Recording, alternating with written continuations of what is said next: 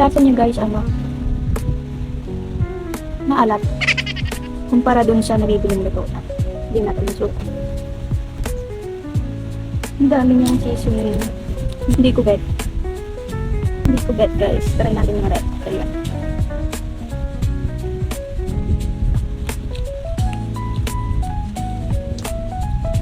Okay na. Okay yung pula, pero yung sabaw niya. Oo. Ang sarap niya na. Ito. Yung pagkapula. Murag. Sarap.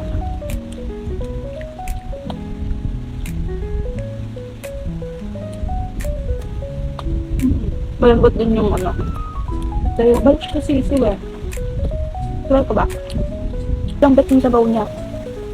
Yung parang ang lasa kasi parang ang daming seasoning. Sige, try natin.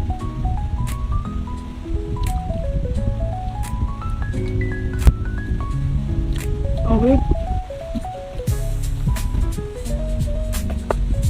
Hindi ko bet.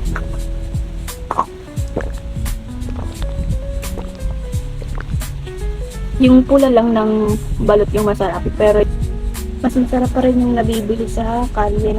Yung pula lang.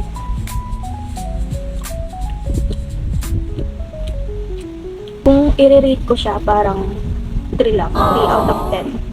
Pula lang yung masarap. Yung sabaw, ang daming parang hindi siya fresh. Never again.